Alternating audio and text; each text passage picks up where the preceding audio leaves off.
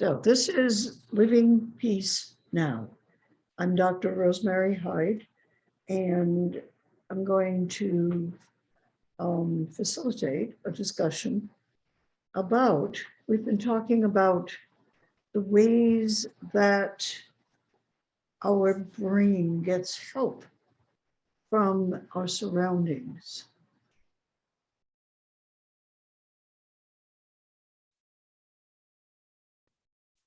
And how we think better when we pay attention and believe and even structure our experiences so that elements in our surroundings become a part of our experience and our thinking. So we're talking about how people can think together and what predisposes us to be able to collaborate on a team. The chapter in the book starts with a story about a large boat, a military boat that is sailing along, and the motor cuts out. No more power. And they need to get the boat into port and anchor it, make it safe.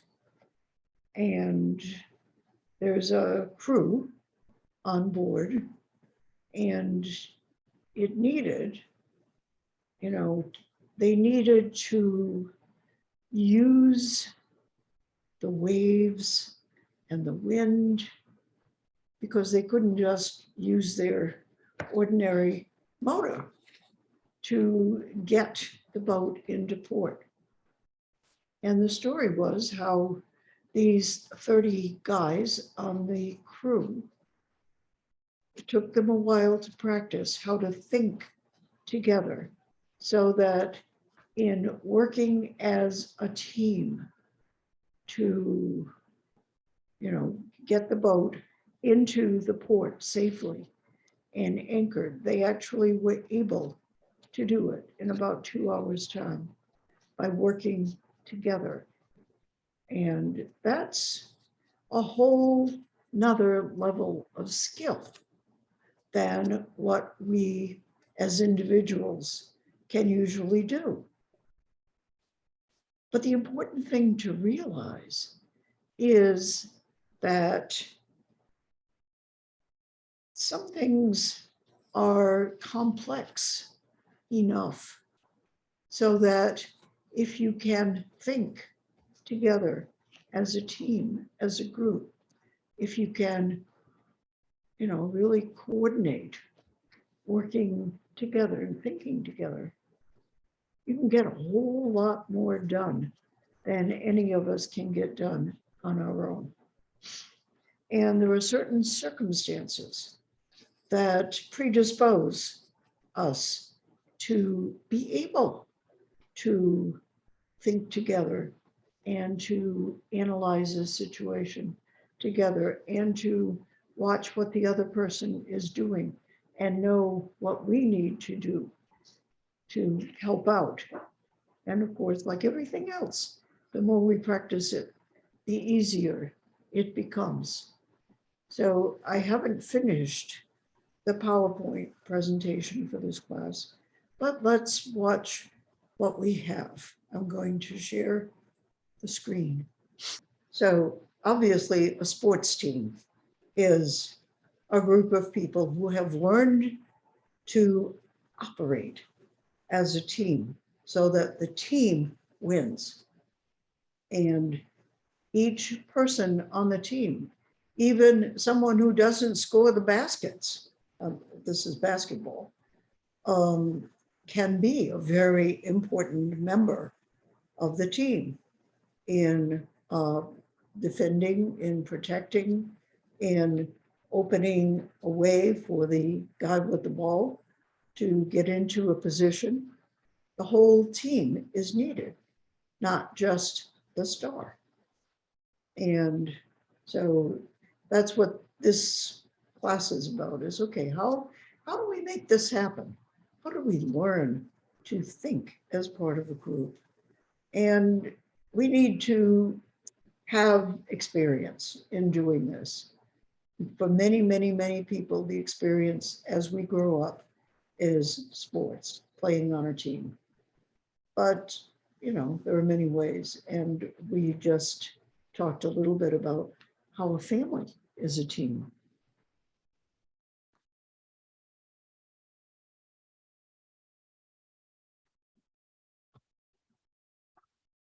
So one Yes. way that we learn to think together is we have opportunities to move together. And this Yeah. is in Paris, I think, looking at the buildings, but it's a Japanese radio program. And this has been going on for a long time, ever since radio started in the 1920s. All over Japan, this radio station broadcasts at the same time every day a program of exercise. And everybody all over the country stops what they're doing and joins in the exercise program. The whole country, old people, young people, kids in school, people in boardrooms, everybody joins in the experience of doing this same group of exercises all their lives. And in Japanese culture is notably teamwork oriented. People in Japan have mastered the art of working together to help each other. And part of it is based on this.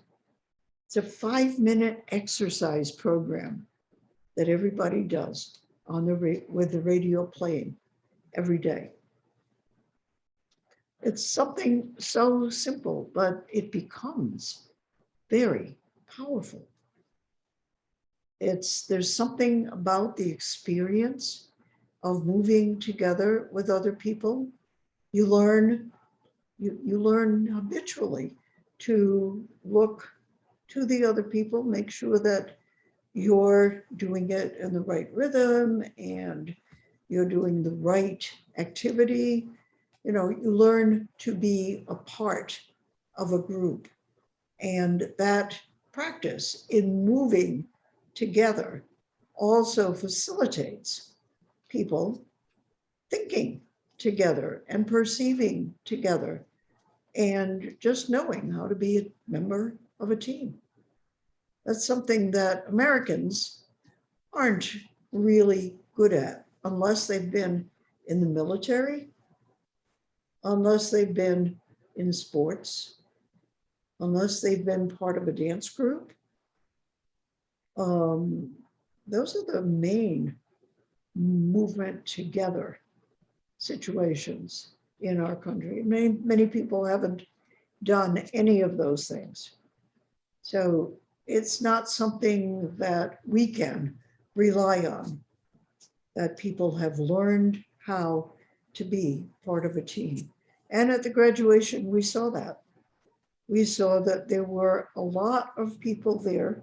For instance, when they play the United States national anthem, that is an orchestrated move.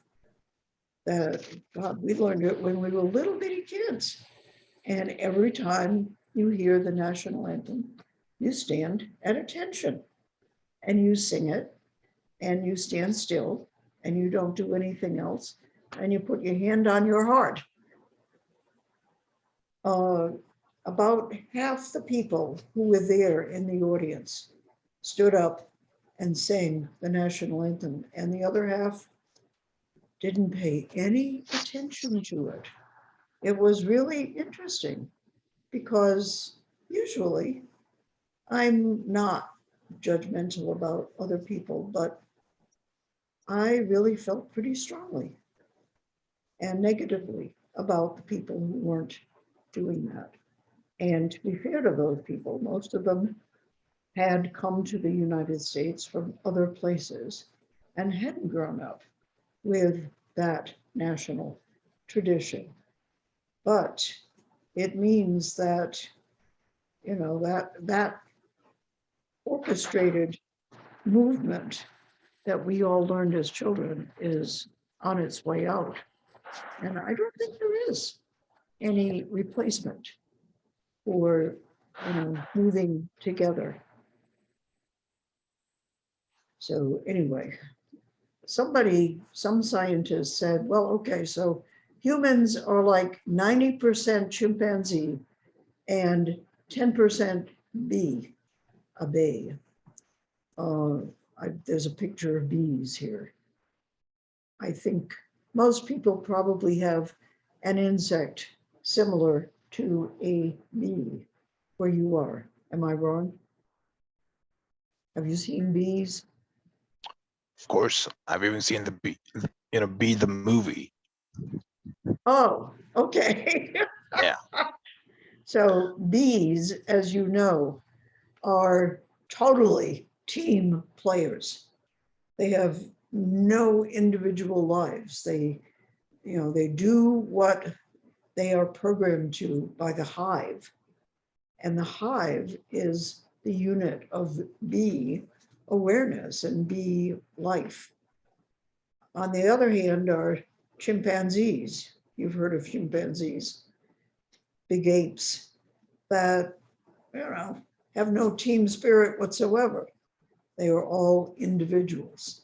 So if you want humans to know how to act as part of a team, you need to give humans some opportunities to move together so that the switch in our brain that tells us to be part of the group kind of gets switched on. Otherwise, we have no clue.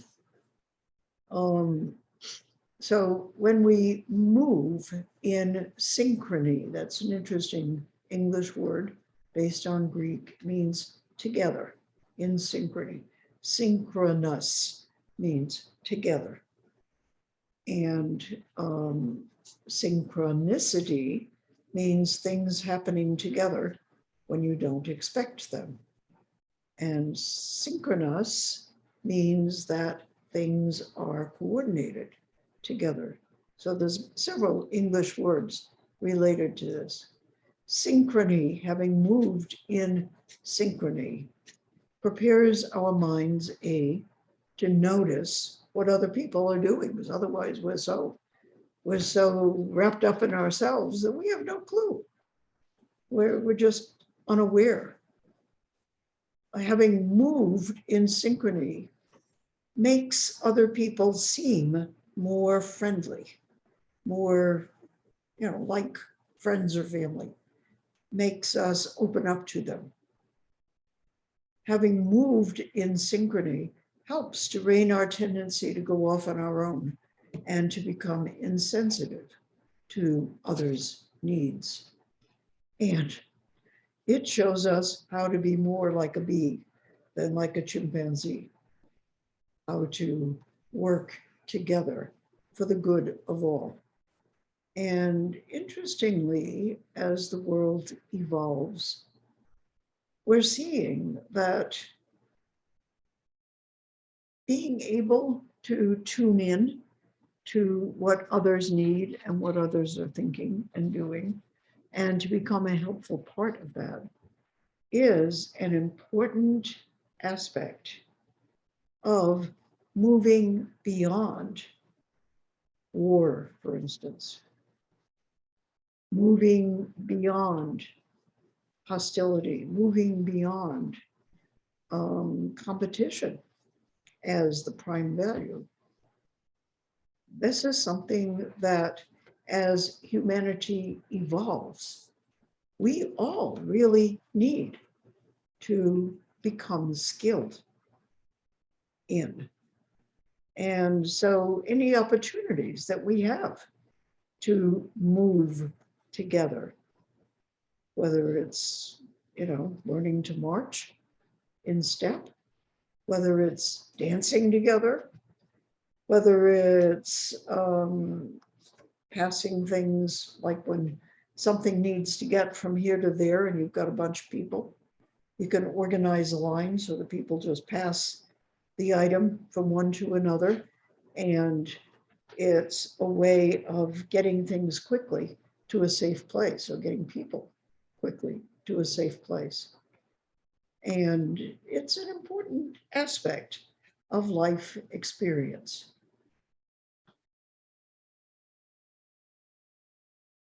So we create opportunities for people to become aroused together, to make their hearts beat faster together, and to move together. So obviously the marching band, they're playing music together, their steps are synchronized. That's a real deep experience of moving together. The middle picture is people saluting while they're saying the Pledge of Allegiance or singing the national anthem. And the third is like a cheerleading squad or a dance group where you learn to move in harmony with other people around you. And, this is something that you can do in all kinds of settings with, music, or for exercise, or just for the fun of it. Moving together is really very rewarding. We come to a trance place when we do this, when we are doing something that we've learned to do as a movement together. We have strong feelings about it. And it's important to do it together, to really have a sense of being part of a group. It's an important human feeling. And paying attention together is very different than watching something when we're all by ourselves. So these people watching the dancer build a sense of group affinity, a sense of friendship, just by paying attention together to this guy who's performing. And little children as young as 6 months begin to learn to do this. They begin to watch what a grown-up with them is watching. Their eyes go to the same place and they watch together with people. And this is part of learning to be a human being, to become part of a synchronous group. And it's a very important skill. It's an important awareness to be part of this oneness. Okay, so I'm going to stop the recording. I'll figure out where there we go.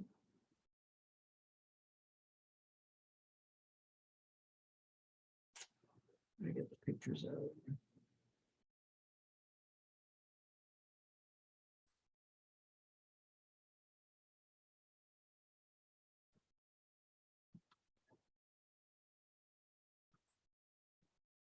I'm going to stop sharing my screen. There we go. In fact, humans are public creatures, social creatures. They have to work together if you want to make their life better. They have to work together as a team. If you want or don't want, we will supposed to work together as a team. And if we want to make our team successfully. So we have to work more. We have to spend more time on our team, and we have to um, think about all of our team members. That team members can be a family members, a city members, or a